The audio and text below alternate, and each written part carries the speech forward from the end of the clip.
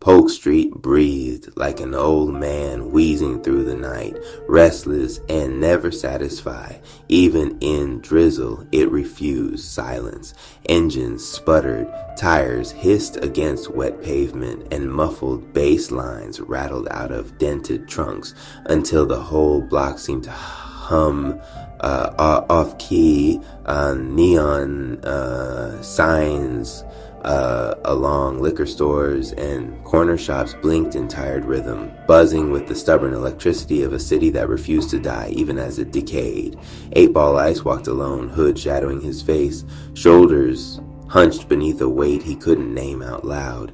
His left hand burrowed deep into his jacket pocket, gripping the cold steel of a chain he hadn't let go of in years. It pressed sharp into his palm, a familiar sting that felt like home and prison at once. His right hand clutched a worn Bible tight against his chest.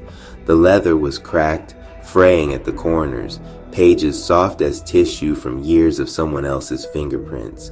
He wasn't sure yet if he carried it as a shield or as evidence for when the world finally tried him. His sneakers smacked the sidewalk puddles in slow rhythm, each step echoing like a judge's gavel. The rain collected along the brim of his hood, dripping down in uneven taps that matched the pulse of Polk's heart. He looked left. Graffiti bled across brick walls, tags stacked over tags like hieroglyphs telling stories of loyalty and loss. He looked right. Windows with half-closed blinds, silhouettes moving behind them, Polk's silent jury always watching. One choice, don't erase a lifetime, but it can change the direction of tomorrow. Up ahead, a police cruiser rolled by, a funeral pace, tires sighing across the wet asphalt.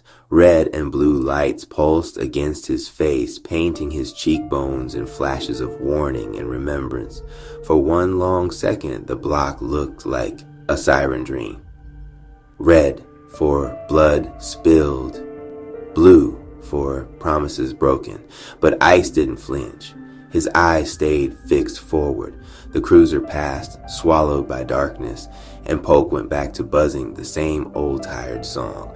The chain cut deeper into his palm. The Bible pressed harder into his ribs. Polk whispered its question again, the same one it had whispered since he was a boy.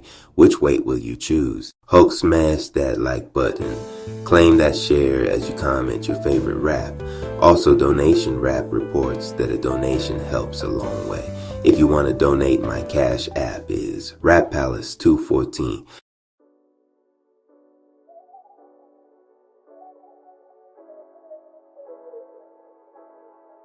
The block had eyes. It always did. Windows leaned open just enough to let cigarette smoke curl out into the night. But behind those curtains, Polk's people watched. Old women with rollers in their hair whispered prayers under their breath, hoping God still walked this side of town. Young men leaned against frames, arms folded, faces hard, judging whether Ice was still one of theirs or already a stranger. Even the busted streetlights seemed to stare, flickering like judgmental eyelids. Too tired to stay open, but too stubborn to sleep. Ice kept moving. Steps slow, but steady. Every glance he caught from a window felt like a ledger note, every shadow that trailed him like a rumor already forming. Polk had always been more courtroom than neighborhood. Every choice you made here went to trial before you even finished making it. A dog barked from a yard, yanking against its rusted chain, foam frothing white under the weak glow of a porch light. His growl rose in the same key as the hum of a streetlight above, a duet of warning and hunger. Ice pulled his hood lower, not from fear, but from the knowledge that Polk didn't need him to look back. Polk already knew his face. On a cracked stoop, an old man hunched inside a coat too thin for the weather, coughing into his fist until his whole body shook. Ain't no saving out here, boy. The words clung to the rain in the air, carried on the steam rising from sewer grates. Ice didn't stop. He didn't answer. He had learned long ago that Polk loved planting words like landmines. Step wrong and they blow a hole in your resolve before you even knew it was there. The Bible thumped against his chest with every step, a metronome marking time. The chain dug sharper into his palm, metal biting skin until he felt the sting. He welcomed the pain. At least it was honest. The rain thickened, sliding down his hood and dripping off in heavy drops, blurring the graffiti screaming across the walls. Loyalty or die. The paint had run long ago, letters bleeding into each other until the words looked like wounds that never healed. Ice smirked without humor. Polk had always preached loyalty, but what it meant was shackles. Out here, loyalty often meant bleeding for men who wouldn't even remember your name once the rain washed the block clean again. He pressed the Bible tighter like it might warm him through the chill. The old man coughed again, a rough echo that followed him down the street. Polk watched. Polk judged. Polk waited. And Ice kept walking, carrying both of his crowns, knowing neither would let him pass without a toll. Hulk smashed that like button. Claim that share as you comment your favorite rap. Also, donation rap reports that a donation helps a long way. If you want to donate, my cash app is Rap Palace 214.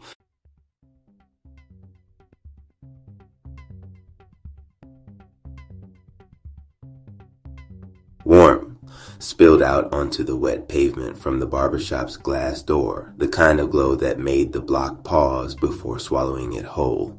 Inside, the clippers buzzed in steady rhythm, a metallic hymn harmonizing with the laughter of men who came here to sharpen their looks and dull their burdens. The air was thick with talc powder, burnt hair, and the faint drift of fried chicken from the carry-out spot next door. On the walls, posters of long-retired boxers curled at the edges, their fists frozen mid-swing as if still throwing punches at time. Ice pushed through the door, and the bell above gave a tired jingle that barely cut through the noise. Heads turned, not for long, just long enough for men to measure him, weigh his walk. Note the Bible tucked under his arm. Eyes shifted back to their mirrors, to fades in progress, to debates over ball scores. Still, the moment clung. Polk always noticed who came in with shadows on their seats. Chasibachi, Iftaparfats, Yitzis. OG Rico leaned against the counter like he owned both the shop and the block. Thick rings glinted on his fingers, catching the fluorescent light. His stare, heavy and unhurried, found Ice the way a hawk finds movement in tall grass. He smirked, low and knowing. Look at you, boy. Bible in one hand, hustle in the other. You walk in contradiction. Ice slid into a cracked leather chair, its springs groaning under his weight. Water dripped from his hood onto the tiled floor, darkening the grout. He rested the Bible on his lap, but didn't let go of it. I'm just trying to breathe, Rico. Polk ain't letting me. The clippers paused for a beat. A barber adjusting his guard, a customer glancing at the exchange. The shop hummed with a silence just thick enough to matter. Rico's smirk widened. He stepped closer, lowering his voice, but not enough that the room couldn't lean in if it wanted. His presence alone pressed on Ice like a reminder that Polk's elders didn't retire. They just graduated to heavier thrones. The hum of the clippers rose again, steady and sharp, slicing hair and time. Conversations about sports resumed, but softer, like background music to the real sermon about to be.